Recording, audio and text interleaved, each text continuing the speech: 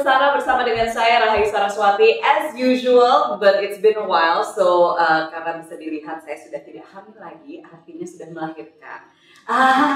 Thank you. Kali ini is a very special segment karena untuk pertama kalinya saya tidak menjadi host. Saya akan menyerahkan untuk episode kali ini kepada none other than, karena justru ini spesial banget. Justru biasanya yang jadi ini cameo-nya tuh yang nggak terlalu heboh gitu ya. Tapi ini heboh banget. Ini heboh banget. Senior saya gitu ya. Jadi let's welcome Teh Nia Dinata. Ya Ustaz. Jaya ya. Congratulations dulu nih ke para anggota dewan kita yang perempuan. Yang hadir anggota dewannya cuma satu ya, kalau mau kasih clarify. Karena lama. Yang ini jangan sampai ini walaupun ini ya behind the scene, mewakili partai-partai politik yang ada di Indonesia ini telah berhasil menggolkan undang-undang. Dan ternyata gue salah tadi loh, para penonton pemirsa. Tadi aku pikir anti kekerasan terhadap perempuan nih. Jumping dulu ya. Komisi nasionalnya, tapi undang-undangnya tindak pidana kekerasan seksual. Wah, itu panjang ya, kita bakalan ngomong. Kita udah langsung jumping aja, udah langsung jumping. Caranya. Intro dulu, Teh. Emang, tapi udah mau langsung jumping aja karena udah gemes ya. Mau jumping aja bisa doain malam. Kita doain malam. Jadi gua harus intro dulu. Kita intro dulu to none other than the host yang sebenarnya adalah Rahayu Saraswati alias Sarah yang baru melahirkan. Dan tetap aja dia baru lahirin, tetap ayo kita bikin yuk syuting, kita harus membahas tentang undang-undang ini. Lalu di sebelah Sarah ada ini juga dia Miss Donder. Kerjanya berdonder kita semua dong. Update apa? Bagaimana di luar sana? Pokoknya tentang undang-undang ini supaya semua kesetaraan gender dan keadilan bisa tercapai di perempuan. Ada Mbak Diah Pitaloka dan Ami. Tadi kan maksudnya sosok inilah. Emi kalau di Amerika. Oke. Karena ini Jakarta Coran jadi Ami.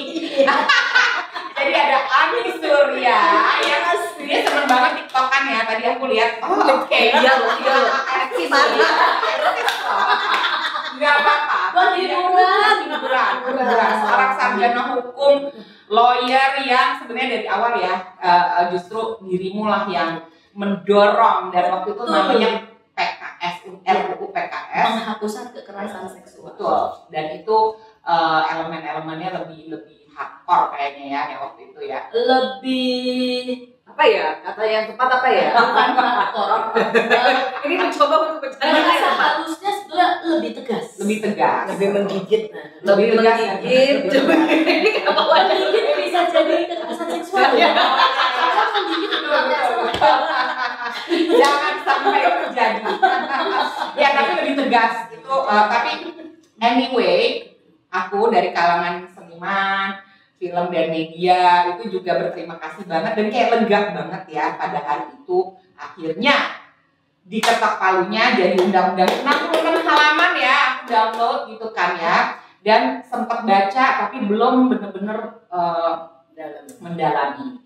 Bisa diceritain nggak sih, kita mulai dulu deh ya Sar, dari kamu yang habis melahirkan. Maksudnya ini kayaknya saya selama ini dia adalah sebuah kelebihan karena menurutku dia antara ini tapi sambil baca sambil harus begini ini kan harus seimbang gitu kan ya, nggak bisa diem pasti Kayaknya baru kali ini anak ketiga selama 3 kali hamil melahirkan, baru kali ini nggak full cuti melahirkan. Bayangin di DPR malah full cuti melahirkan, tapi setelah keluar malah tambah repot kita. Soalnya di DPR terima gaji. Ya. Harus cari duit. Dan jujur ya kita ya. Oke. Jadi kita kasih sedikit gambaran besarnya dulu. Jadi kenapa kita bertiga di sini? Karena ini mewakili dari awal, middle, akhir. Walaupun kita ada di bagian semuanya gitu ya, tapi sedikit perwakilan karena Ami ini adalah pengusung Iya. Pengusul. Sorry. Pengusul. Ya udah dari DPR jadi udah burem ininya. Inisiator pengusul. Jadi yang mengajukan RUU-nya di awal yang waktu itu tahun namanya 2015 ya, tahun 2015. 15 atau 16? 2016 awal. 16 awal. Ya, 16 ya pokoknya ya udah diskusi publik sudah 6 tahun yang ya, lalu dari 2015 ya. Dan sebenarnya juga Komnas Perempuan yang jadi inisiator di awal gitu. Nah ini yang ya udah lompat kemana-mana. Tapi intinya bahwa dari Komnas Perempuan 2012 Ya. terus kita godok, akhirnya yang menjadi pengusul adalah Ami dengan teman kami namanya Nini Wafiro. Iya.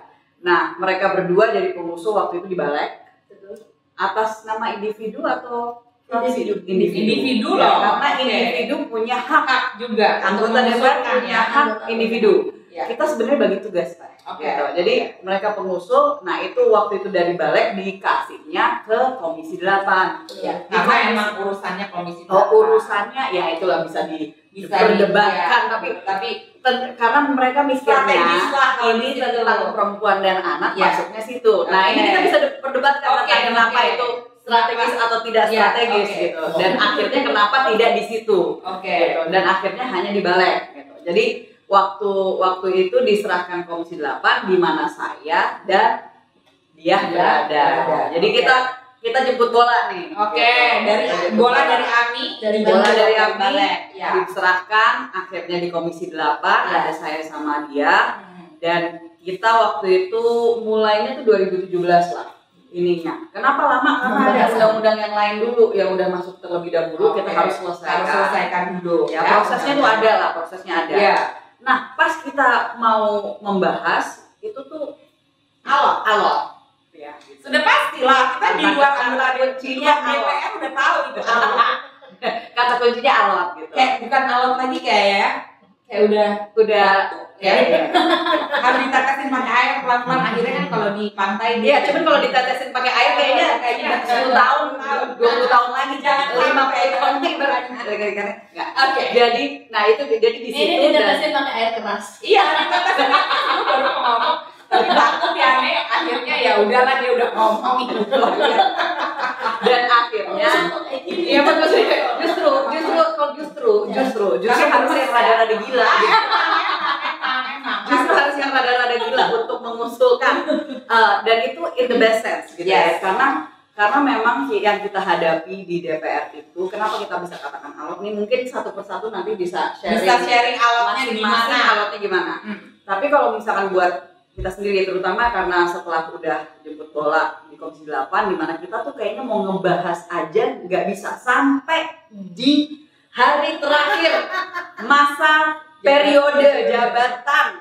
Itu aku sampai posting di media sosial H-2 hari sebelum akhir masa jabatan aja juga masih belum bisa untuk meluluhkan hati-hati para penolak gitu ya, yang ada di Komisi 8 gitu. Dan Jadi di Komisi 8 sendiri ada para penolaknya gitu kan? yes, dan Dan- jangan salah, ini biar clear.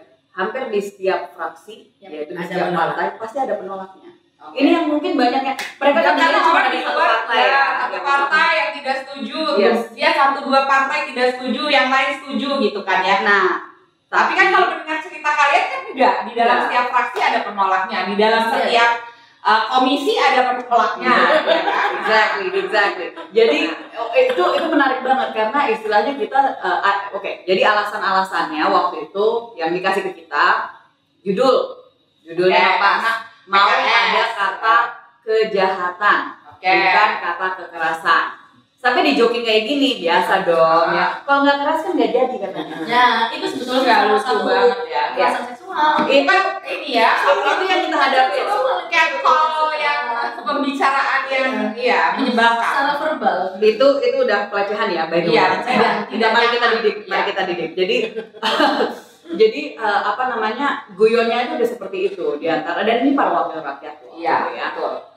Jadi mereka aja harus kita didik gitu kan. Nah, setelah satu judul karena mau ada kata kejahatan. Jadi di judul aja udah mentok. Oke. Waktu di kita di judul aja udah mentok, mereka nggak mau. Bahkan waktu aku bacakan di RKUHP yang waktu itu harusnya diketok, yang habis itu berapa waktu sebelum akhir masa jabatan kita kan demo, jadi tidak jadi nggak jadi RKUHP-nya. Padahal di dalamnya itu ada bahwa tidak boleh ada kata kejahatan di luar dari KUHP. Oke. Kalau mau untuk menyatakan hal yang sama, gunakanlah kata tindak pidana. Nah, di situ langsung sekarang jadinya diganti judulnya. Waktu itu saya salah satu yang di Komisi 8, dia bisa menyatakan. Saya kasih alternatif 3. Salah satunya adalah RUU Tindak Pidana Kekerasan Seksual. Dia bisa kalau mau. Akhirnya rupanya itu juga yang diangkat. Akhirnya tapi saya dan Ami sudah tidak ada lagi di dalam situ. Maka dari kita serahkan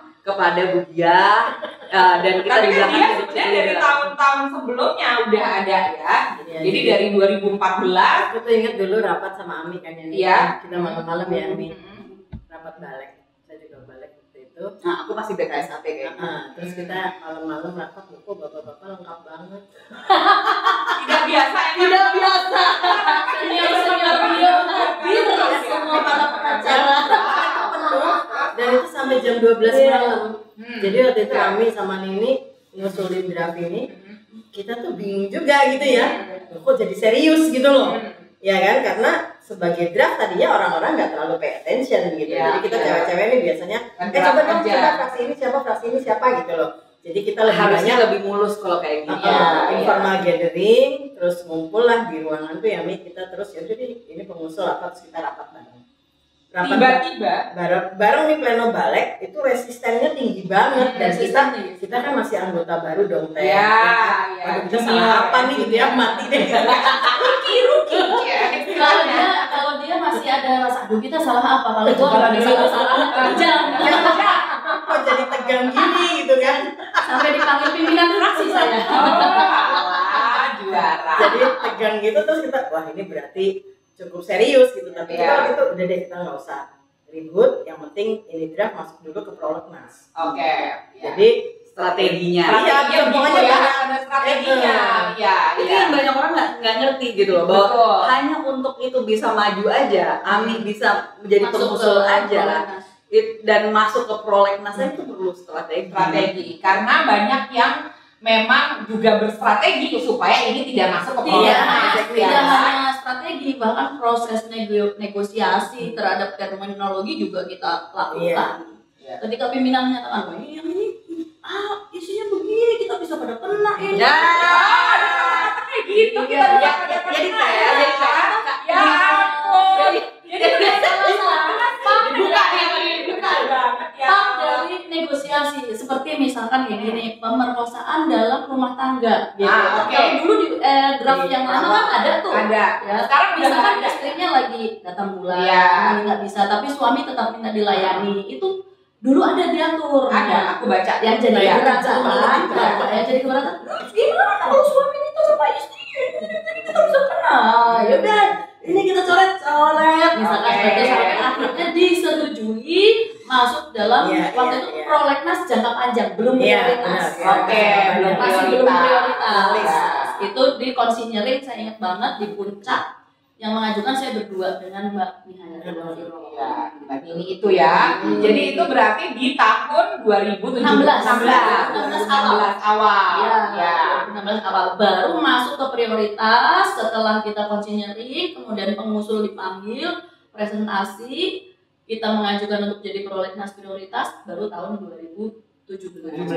Tadinya kita sepakat bahwa karena begini, penghapusan kekerasan seksual itu kan sebetulnya tidak hanya bicara tentang perempuan dan anak-anak, semuanya bisa laki-laki bisa jadi korban. Kita tidak terpikirkan untuk merefer ke Komisi 8. Maunya kita membentuk pansus. Panitia khusus ya. Sehingga bisa fraksi-fraksi mengirimkan perwakilan-perwakilannya yang memang sudah mengikuti perjalanan ini. Nah, kita kita harus menjelaskan sedikit nih. Jadi perbedaan kenapa pansus itu berbeda dari ke komisi, karena pansus itu di luar dari komisi. Karena siapapun fraksi-fraksi pokoknya hanya mengirimkan atau mengajukan wakilnya. Kalau di komisi itu panja dan hanya boleh yang ada di komisi itu yang diajukan untuk menjadi anggota panja. Jadi sangat terbatas dengan adanya di Komisi 8. Tapi kan akhirnya tidak jadi pansus. Nah, tidak jadi karena proses negosiasi juga nggak segampang itu. Akhirnya dilemparlah ke Komisi 8. Nah, takutnya kalau di pansus nanti yang maju perempuan semua nih. Nah, gitu. Ketakutan siapa itu? Ya nggak tahu. lu kan bisa ngomong, tapi lu nggak lagi.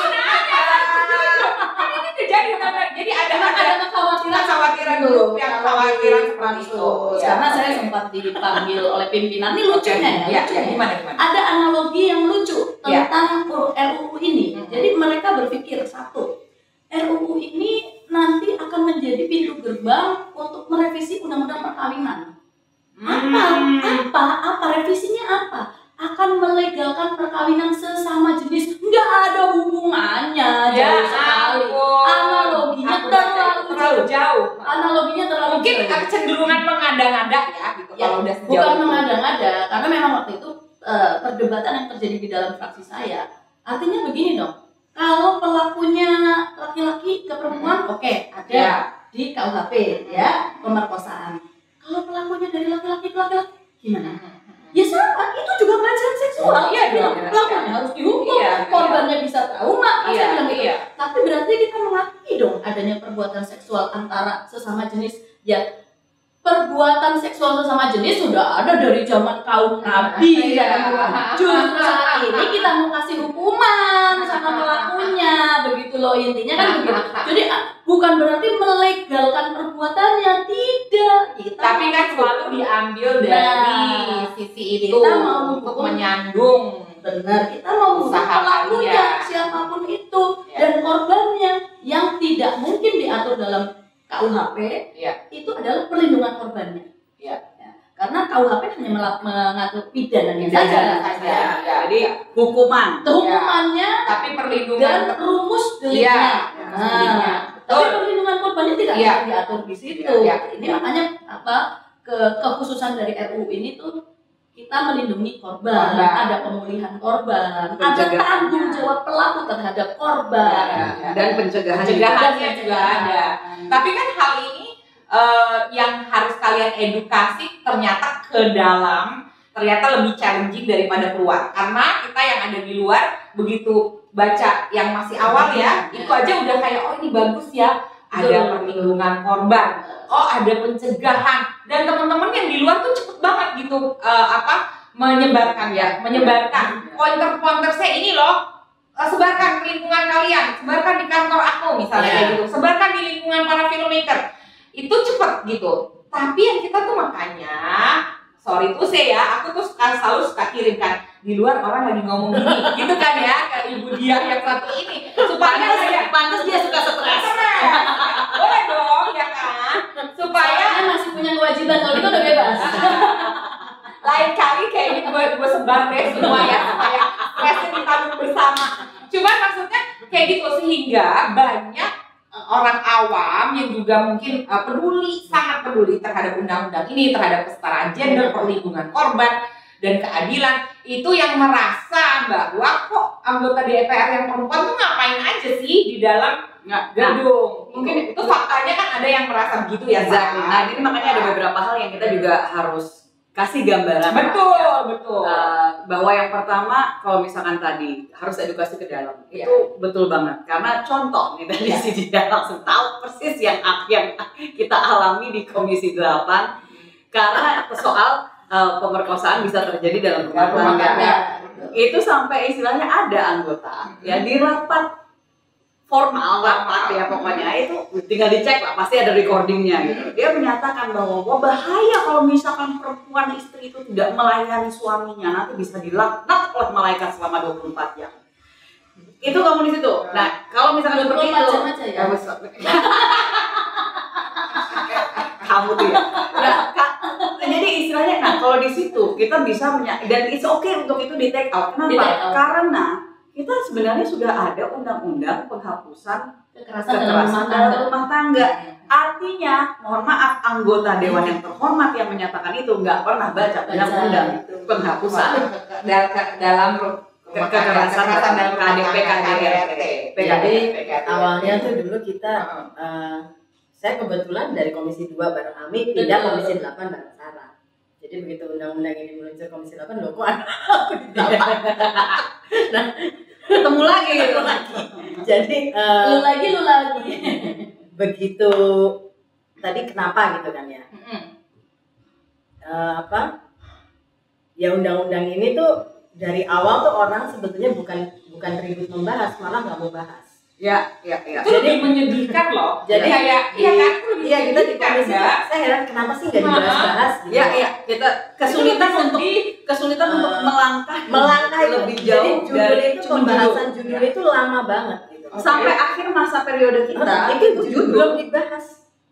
Enggak, tapi ini yang berikutnya yang baru bahas judul tapi ada alasan juga kenapa demikian. Karena di pimpinan Komisi 8, terutama pimpinan Panja, itu resisten juga. Jadi kayaknya nanti terus selalu ditaruh di agenda bawah. Iya, karena mereka yang ngeset agenda. Kita sampai at least bahas deh gitu loh. Masa sih nggak dibahas-bahas? Kita kebetulan dia waktu itu dan saya waktu itu kapoksi. Kita adalah pimpinan atau perwakilan kekuatan dari fraksi.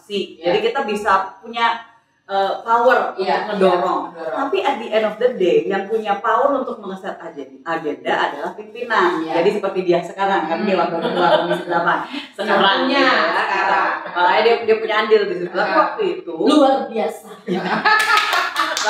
tapi waktu itu masih jauh banget, kita nggak bisa. Dan resistensinya kebetulan nggak pimpinan lain dari pimpinan sendiri, dari pimpinan komisi sendiri. Maksud gue, jadi ada pimpinan komisinya. Oke. Terus pimpinan panjanya secara spesifik. Nah, jadi emang nggak mau kayak agendanya tuh nggak pernah ada gitu. Padahal untuk kita bisa membahas kan harus ada kebuka gitu loh. Kita bisa dan bisa dibayangkan RDPU aja, jadi rapat dengar pendapat umum yang diundang sebagai pakar adalah mereka yang menolak. Iya, itu kan aneh. Kita baca kan di koran-koran kan, dan itu RDPU sampai kita rebutan ini ya. Kita udah yang kita belum ngomong yang ini, gue ngomong yang ini. Tapi sebenarnya hak siapa untuk mengundang? Gitu kan, artinya kan di dalam situ tuh pimpinan. Hak pimpinan bersama dengan sekretariat. Tidak ada usulan kita jadi begitu rapat. Mereka undang itu akhirnya kita kasih ini juga diundang. Kita kasih betul. Jadi saya mau nggak mau lu juga harus dengerin yang dari sini gitu kan. Nah, jadi itu satu ya, sorry, cut dulu nih. Jadi yang satu dari segi resistensi di dalam, tapi juga harus dipahami proses ya, itu tadi proses itu nggak serta-merta langsung jadi gitu kan. Nah, tadi maksudnya kok lama banget, anggota perempuannya gimana aja, itu mohon maaf. Pembicaranya terjadi di luaran sana, tapi ini adalah penjelasannya ya. Tapi mohon maaf, realitanya adalah tidak semua anggota perempuan juga memahami isu ini. Gitu. Itu it's actually my next question ya. Jangan kan yang cowok-cowok yang resisten. Baru mau ditanya anggota yang perempuan ya, adakah anggota perempuan yang juga resisten? Jangan salah. Dia bisa menyampaikan bagaimana Nggak berani pakai saksi. maksud gue. Bagaimana gue difitnah oleh anggota perempuan. Bukan laki-laki bahwa gue nerima duit untuk menggolkan undang-undang ini. Luar biasa. Perempuan Ada duit di mananya undang-undang ini? aku langsung duitnya kalau ada gue mau. Saya nanya, saya nggak terima. Pantesan waktu itu kayaknya beli Maybach baru ya. Saya tanya, Ini fotonya doang. Brosurnya aja. Itu intrik-intrik yang penuh aku nanya ke dia, Lu terima duit ke gue?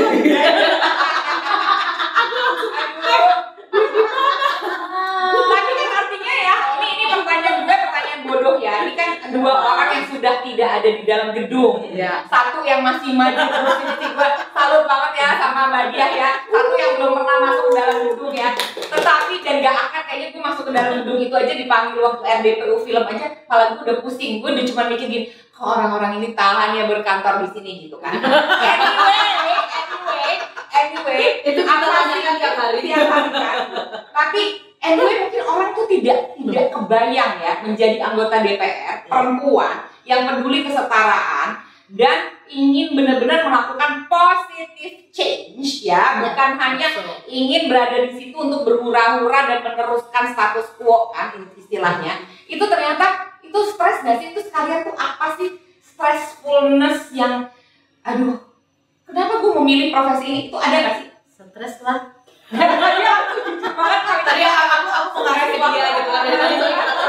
Ya, kalau stresnya bagaimana? Kan bingung nggak Lama paling sampai di titik terakhir. Ya, Jujur sama saya. Dia nggak sopan ya sama saya kalau bilang ini berdua nih nggak sopan sama saya kalau bilang stres. Saya di PAW loh. Nah itu, ini paling, ini juara lagi. Juara ya? Kita kalau saya minimal masih sampai akhir masa periode. Dia nggak sampai akhir masa periode karena sebelum itu udah langsung gor. Mohon maaf, saya menang. Saya di PAW. Menang, ya, Saya menang. menang. Satu-satunya yang menang. Satu-satunya. Setelah Fahri Hamzah, orang kedua yang menang lawan DPP di DPR saya. Dirimu. Yang lain Iya. kalah semua. Cuma saya kemudian mundur. Iya. Jadi saya mundur secara terhormat. Iya. Bukan dibuang. Jadi Jangan bilang lebih stres dari saya. enggak, kita di sana tenang bu. Jadi waktu dia nggak masuk nih, Saya kan hitung suaranya juga gitu ya. dia lebih stres dari saya waktu saya nggak masuk. Ya tapi ya kita di dalam memang apa ya, memang mungkin melawan arus kali ya. Iya. Coba ya sabar aja gitu. Karena saya rasa kayak undang-undang ini. Ya. Jadi begitu kita nggak masuk nih, Ya. undang-undang ini nggak disahkan di periode pertama, itu semua orang memaki-maki kita. Of course. Nggak kita cuma semua baca nggak di cuma sosmed, kelompok, nggak cuma kelompok penolak, tapi Iya. kita kelompok pendukung kelompok yang juga. mendukung juga Iya, ada rasa kecewa lah ya. Iya, jadi kita Kita juga- kanan kiri salah. Jadi- Pokoknya kencang kita Iya. kanan kiri bukan belakang atas bawah. jadi dibilang PHP lah, Iya. segala macam lah, dibohongin lah, oke lah. Nah terus Atau susahnya ya. kita dalam hati, saya kan masa jabatan pertama kan. Iya. Terus ada yang namanya carry over undang-undang. Iya. Oh ini ternyata bisa di carry over gitu. Iya. Peraturan baru. Iya, Peraturan baru di peraturan baru. periode. Iya, peraturan baru Iya, bisa di carry over. Dulu nggak Nggak ada carry over ya. Oke. Jadi ini satu peraturan yang juga diperjuangkan pada saat itu mungkin Ya, ya. mau Ya, penutupan alhamdulillah masa dia sidang. jalan ya. Iya. Bisa di carry over. Nah waktu itu di masa jabatan baru ini kan transisi ya. Ya. Kita tuh saya masukin lagi di Komisi 8 karena Ya. balik kan belum terkonsolidasi. Ya, benar-benar. Jadi usulan ini di awal masa jabatan anggota DPR yang periode berikutnya itu masuk sebagai usulan Komisi 8 lagi coba Yes, ya, termasuk yes, ada- yes. Dia sudah canggih dengan segala strategi ya. Buru-buru masukin gitu kan. Ini masukin, nah udah gitu baru teman-teman di balik Buat kan mulai Indonesia, terima kasih Ah, pada mengendorse untuk di balik. Oke. Nah, Terus. jadi waktu itu tadi kebetulan pimpinan balik. Iya. Tadi kan lapornya itu cepat pindahin ke balik. Mm-mm. Jadi undang-undang ini dari Komisi 8 kita RUU bawa ini, RUU ini kita bawa ke Balik. untuk dibahas di Badan Legislasi Iya. karena ya pengalaman sebelumnya di Komisi 8 kan. Mm-mm. Di Badan Legislasi kan dia lebih ya memang alasannya make sense karena Iya. berbagai komisi dan di situ mirip juga kayak pansus. iya Iya. kayak pansus dan ini kan juga menyangkut ada hukum Iya. ya kan tidak hanya perempuan dan anak gitu ya tapi juga ada hukum ada pelayanan sosial kita di rehabilitasi sosial tapi juga ada Kementerian Dalam Negeri juga di situ Iya. gitu kan karena menyangkut tugas pemerintahan pelayanan publik dan lain-lain. Nah jadi pas juga di balik kita dipindahin ke balik nah di situ baru mulai tahapan pembahasan yang lebih ya awalnya masih tetap di situ juga ada resistensi. Nah jadi kita melakukan lobby-lobby internal fraksi-fraksi dulu gitu. Jadi Oke. teman-teman perempuan kalau ditanya kerjanya apa Ya. di tengah kultur patriarki sebetulnya nggak cuma di DPR tapi di mana-mana ya. Mana dong? Di Ya. mana-mana. Pagi kan, tapi jadi akhirnya justru karena pandemi mereka jadi mungkin faktor-faktor banyak yang bikin mereka jadi ingin berbicara gitu ya korbannya. Nah ini jadi di tengah pembahasannya ternyata ini kita nggak sia-sia ya kita bahas panjang itu melahirkan edukasi publik. Iya. Jadi bahwa dan merubah kultur bicara, orang mulai berani bicara. Merubah kultur yang tadinya orang takut bicara, ini urusan private, their private life gitu ya. Ini malu, aib. Tiba-tiba orang sadar gitu. Bahwa ini urusan kita bersama dan bisa mendapatkan dukungan dari orang yang, karena kalau mungkin aib, stigma segala macam kan dari orang-orang terdekat sayangnya tapi dengan kalau misalkan going viral itu dapat dukungan dari orang-orang yang publik yang mungkin malah nggak kenal ya tapi bisa merasakan empati. Hampir rata-rata kenapa korban tidak mau bicara itu bukan karena alasan kultural ya, tapi justru ancaman dari pelaku. Itu juga cara pidana ya, itu lebih parah ancaman dari itu traumanya tambah dalam lagi gitu ya. Apalagi kalau misalkan keluarganya juga udahlah daripada ini karena ancaman itu mungkin tidak hanya ke si korban tapi ke si keluarganya juga. Iya kan, jadi maksudnya kayak gitu tuh udah sangat kompleks ya, sangat kompleks. Tapi kalau nggak digolkan undang-undang ini, nasib anak-anak perempuan kita, ponakan-ponakan kita, our sisters gitu ya, kita juga gitu ya. Walaupun kalau kita sih sebenarnya udah tinggal kita kayaknya yang kena begal itu ya. Kalau sama kita urusan jadi panjang. Tapi kan kita pun juga semuanya pasti pernah menjadi korban. Itu yang maksudnya juga melalui edukasi yang dibilang sama dia itu tadi adalah untuk mengangkat bahwa mungkin nggak pernah dengar dari temennya, tapi temennya mungkin pernah merasakan. Karena apalagi kan 1 dari 3 perempuan itu mengalami in their lifetime gitu loh di Indonesia, dan itu nggak dipungkiri gitu bahwa kalau mungkin kalau dari paham aku juga ya melihatnya bahwa ada banyak di Indonesia yang belum mengerti apa yang dialami itu itu pelecehan seksual. Karena kan kategorinya berlapis-lapis ya kan. Nah itu juga itu belum kalau ngomong tentang kategori definisinya apa? Kalau nyelek ini sih udah jelas ya. Iya. Yang non fisik ini yang itu yang harus dikategorikan. Betul. Tapi ketika itu kita satu kantor, satu settingan syuting karena orang film atau satu anggota DPR terus-menerus ketemu kan bisa bikin trauma juga, membuat rasa tidak nyaman. Apalagi kalau ada relasi kuasa. Iya, betul sekali. Itu juga orang masih nggak paham relasi kuasa itu apa sih gitu ya. Jadi mungkin nanti mesti dibikin Let's Talk with Sarah ya, versi kedua relasi kuasa gitu ya. Karena itu adalah akar dari kayaknya ngundang diri lagi kayak mengundangkan diri ya. Menyerahkan diri. Tapi intinya jadi host tetap. intinya kemarin itu apa sih? Aku tuh cukup surprise dan rasanya tuh sulit dibicarakan dengan kata-kata karena kayak di kantor gitu ya kita aku akhirnya gitu yang sebelum gol kan 3 hari sebelum gol kan udah mulai ngebalik kita udah kayak deg. Nah bagaimana sih prosesnya itu strategi dirimu yang penuh dengan strategi ini aku nanti mau gini itu tuh sebenarnya gimana sih bisa mencapai penuh dengan strategi tapi strategi yang efektif loh dia kan itu gimana sih cara bisa sampai ke situ dijelaskan step by step untuk pelajaran kita semua dan orang-orang yang ingin menjadi pendidikan politik ya. Enggak lah ini strategi bareng-bareng lah ya. Strategi bareng-bareng tanpa harus ada yang tersinggung. Enggak lah, pertama kita kan matengin dulu nih fraksi-fraksi. Kita kan dengan ganti judul nih udah. Iya, kita kan cek ombak, cek sound kan udah tahu ya.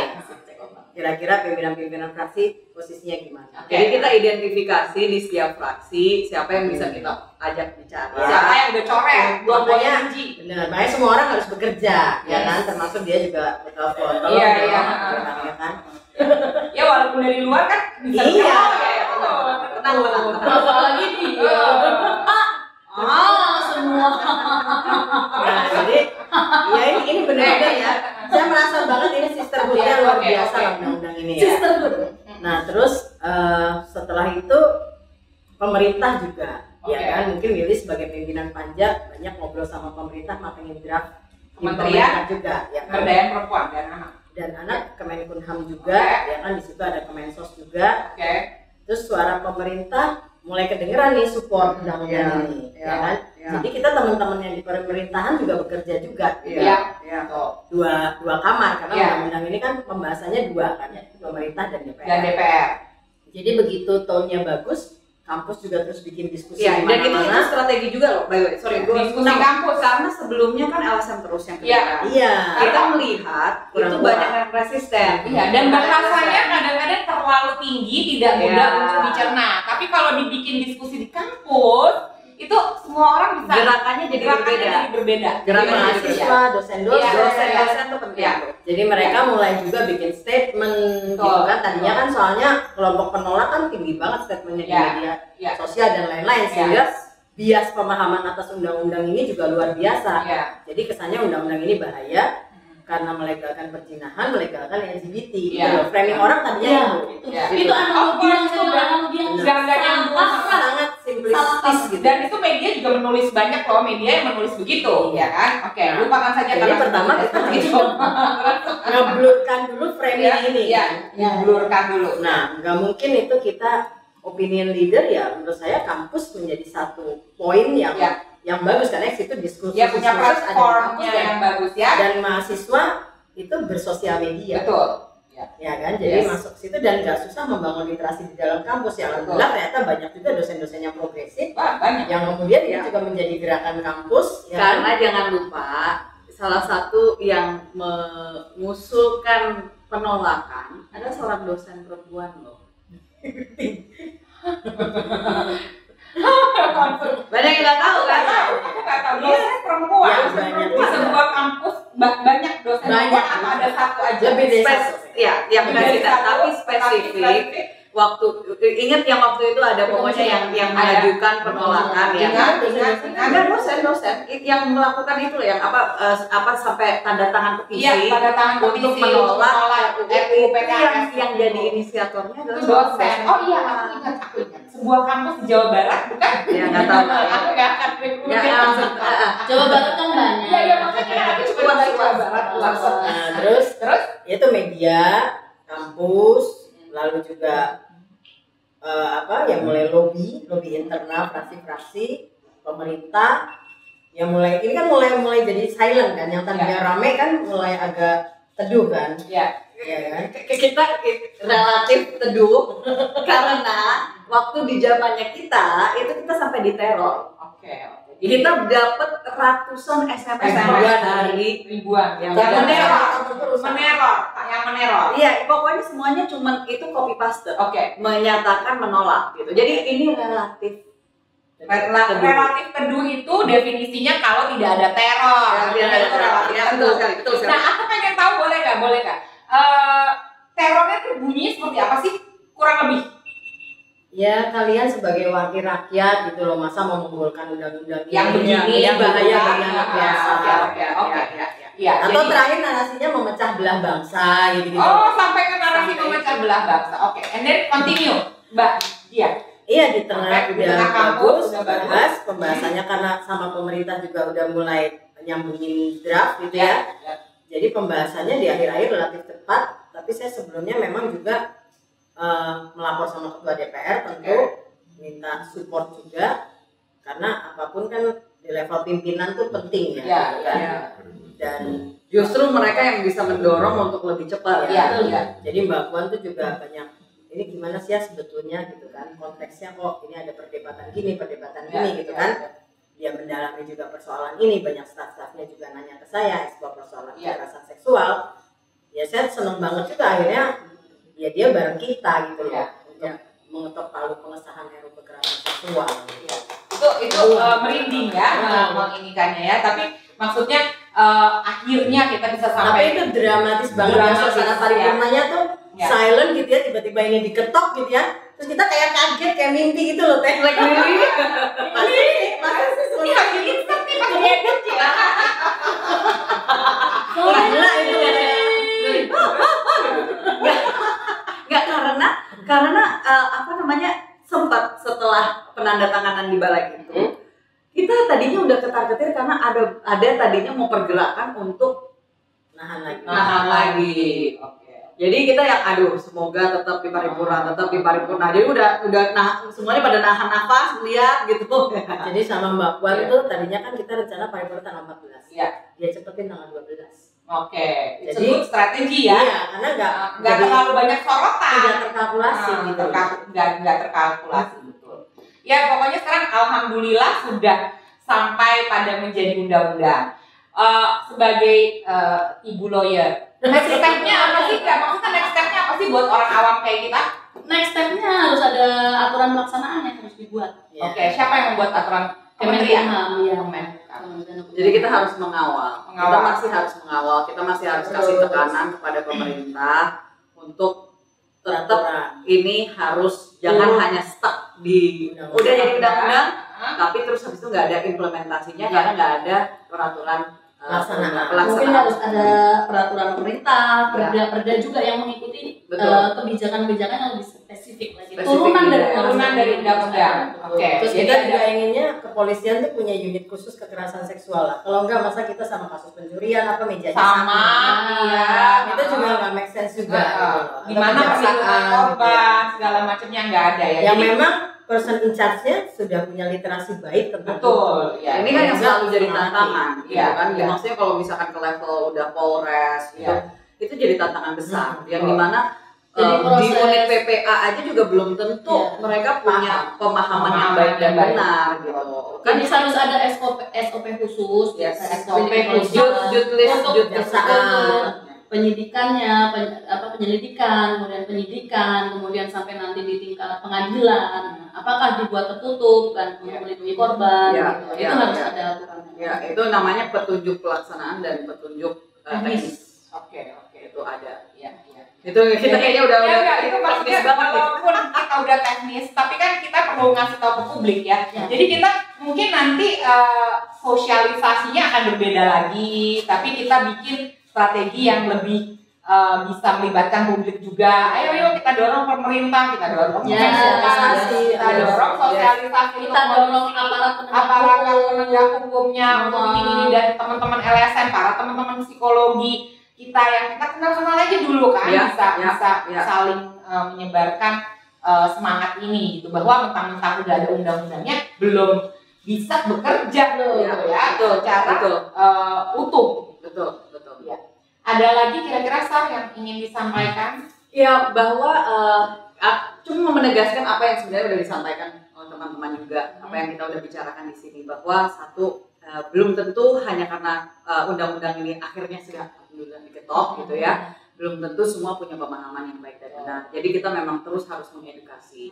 Yang kedua, dengan adanya undang-undang ini kita juga masih harus bekerja keras, dan itu juga harus mengingat ya, jangan sampai kita lupakan jejak ini gitu loh. Jadi perjuangan ini luar biasa loh, karena satu hal yang perlu saya tekankan juga, by the way gitu. Ingat nggak? Mungkin nggak deh. Mungkin kayak belum ada yang terlintas dalam pikiran orang bahwa pada saat kita membahas di Komisi 8 secara politis ini kita oposisi loh. Oh iya, aku kaget kalau ini aku inget banget karena waktu pas lagi bahas gini, aku tuh ngebahas itu lagi heboh-hebohnya kan antara calon presiden A dan B itu kan. Jadi aku tuh kalau ngebahas RUU PKS itu sama Sarah siapa? Aku gitu kan sama dia. Rahayu Saraswati gitu. Kok aku tahu dia kan pemain film ya dulu ya. Main film ya? Main film. Datang aku ke premiernya. Terus aku tapi kan bukannya dia lagi oposisi kalian, tapi dia bagus banget, dia bilang kalau untuk urusan undang-undang yang untuk keadilan gender dan segala macam kita mah nggak ada oposisi, kita bekerja sama fraksi perempuan kita sama perempuan. Wah, di situ aku langsung kayak ya ampun, masih ada anggota-anggota kayak gini, itu membuat aku semangat banyak ya. Ini yang harus jadi momen untuk bisa dicatat lah dalam sejarah. Iya. Tapi bagus tuh fraksi perempuan. Fraksi perempuan, Yes. Karena jadi kita itu juga dulu itu kan ada kaukus perempuan parlemen. Iya. Sekarang dia ketua presidiumnya. Jadi dia udah menjaga lah sekarang di periode ini. Gitu ya. Gue udah jalan. Karena sayangnya, tapi nggak apa-apa. Saya meninggalkan di posisi yang baik. Tapi kan habis itu kita bukain jalan buat di kampus perempuan politik ya. Akhirnya di luar. Saya aja yang paling nyunsep saya. Kalau ditipu. Tapi kan kamu kan dan berjaya di TikTok ya. Biar bikin kita nggak stres. Itu hiburan aja. Tapi maksudku yang pengen juga diinin adalah bahwa ini sebenarnya partai-partai yang berbeda. Mereka nggak mesti dari satu partai terus sama visi. Justru kita harus mencari visi-visi yang sama dari partai yang berbeda. Karena kalau cuma satu partai, yang 9 yang nggak, yang lainnya 9, jadi sekarang 9, yang lainnya nggak setuju. Iya, nggak akan bisa. Ya, Justru kan? kita harus punya teman, kawan, sahabat seperjuangan, sevisi misi di partai-partai lain. Okay. Jadi selalu menyampaikan kepada adik-adik ya, kepada mereka yang mungkin selama ini resisten terhadap politik ya. Bahwa hey, lu mau bawa perubahan di negara ini, nggak bisa dengan tidak ada minimal. Oke, lu nggak mau masuk ke dalam politiknya nggak apa-apa, tapi lu harus ngedukung, milih, and kita harus punya orang-orang, dan itu terlepas lu ideologinya apa. Mau milihnya partai apa, tapi yang penting gunakan hak pilihmu. Yang penting ada orang-orang yang memang ada di dalam yang bisa lu pegang, ya kan? Dan supaya dia nggak merasa sendirian lagi. Betul. Megangnya harus benar. Jadi Iya. kalau salah tempat megang bisa kena. Kita lagi. Satu hal lagi, ini pertanyaan pribadi aku. Perempuan-perempuan yang di dalam DPR yang tadinya resistensi itu sekarang kemana? Pertanyaan aku. Diam. Tapi ya lama-lama ada yang akhirnya memahami. Ya, karena kan kita juga dialog dan maksudnya insya Allah lah semua niatnya baik ya. Iya, niat baik. Jadi tidak terus-menerus resisten, tetapi akhirnya ada juga yang memahami. Kalau yang masih resisten mungkin lebih senang diam. Mana mungkin sih kita tuh menciptakan undang-undang kok niatnya buruk, nggak ada lah. Mungkin kita tuh ingin melindungi korban kok, memberikan hukuman efek jerak pada pelaku. Di luar hukuman dan efek jerak, pelaku kamu harus tuh tanggung jawab nih sama korbanmu. Jeleknya di mana sih? Nggak ada. Ini yang makanya edukasinya bahkan juga ke sesama perempuan politik. Nah, ini di mana sekarang kan ada kaukus perempuan politik juga, sudah selama beberapa tahun. Saya juga presidium di situ. Kita memang harus terus melakukan edukasi, jujur. Sosialisasi. Karena masih ada banyak masyarakat, mau itu perempuan laki-laki, yang masih belum memahami bahwa ini kita memperjuangkan hal yang baik kok di situ. Gitu loh. Karena mereka terlalu stuck kepada ideologi yang misalnya ini harus dimasukin. Ini ruangnya bukan di sini gitu loh. Kita bicara tentang kekerasan seksual, ini spesialis untuk melindungi korban yang memang tidak bersalah sama sekali dalam posisi mereka gitu kan. Jadi jangan sampai terjadi revictimisasi. Nah, ini yang mungkin terakhir juga victim blaming. Nah, ini mungkin terakhir dari saya juga dan kawan-kawan karena kita kalau bicara ini bisa sampai besok. Nanti belum buka puasa. Iya, makanya gitu kan jadi mengingat gitu ini apalagi dalam Bentar, kan kita menyambut Hari Kartini. Gitu, Bu. Jadi yang saya syukuri kita semua syukurin. Jadi semangat perjuangan Kartini itu hari ini masih hidup. Perempuan Indonesia. Amin. Dan saya berharap masih banyak agenda untuk perempuan Indonesia yang bersama-sama bisa kita perjuangkan bersama. Amin. Kita dukung terus. Jadi ini kerjasama ini, jaringan ini, kelompok ini, network ini, saya rasa means so much lah. Jadi let's do together. Dan mungkin ini juga untuk membantu kawan saya yang ada di dalam sistem. Tetap dalam juga untuk mengurangi stres lo gitu loh. Ya, yang ada di dalam sistem. Yang di dalam aja stres sebenarnya dulu. Ya, itu sebenarnya dan itu vice versa juga sama gitu kan. Jadi aku sama Sarah pada suka lihat-lihatan. Kok bisa sih? Ini hanya untuk mengingatkan aja bahwa bagi teman-teman yang mungkin belum mengerti proses yang terjadi di dalam, jangan terlalu cepat untuk menghakimi gitu. Karena teman-teman kita yang ada di dalam ini bekerja keras kok untuk bisa memperjuangkan aspirasi kita. Mungkin itu pelan atau gimana, lambat atau gimana, ya pastikanlah memilih orang yang tepat. Itulah gitu, proses kan? politik. Itulah proses politik. Jadi Karena penyusunan undang-undang itu tidak hanya nggak bisa berkaitan langsung dengan gitu. proses akademis, hanya harmonisasi secara akademis, tapi ada proses politik juga di situ. Walaupun yang tidak walaupun ada undang-undang yang tiba-tiba bisa gitu. Ngerti. Tapi proses politiknya dominan. Itu kan yang dilihat publik kan hanya itu. Tapi jangan lupa bahwa yang tiba-tiba dan langsung goal itu biasanya nggak berkaitan dengan ideologi yang sensitif seperti inilah gitu. Itu ideologi yang lebih kepada politik Ekonomi, praktis, terus ekonomi. Dan sifatnya sementara. Biasanya. Yes. Sifatnya bisa diubah. Ya. Gitu. Kalau ini kan bisa stay permanen. Gitu.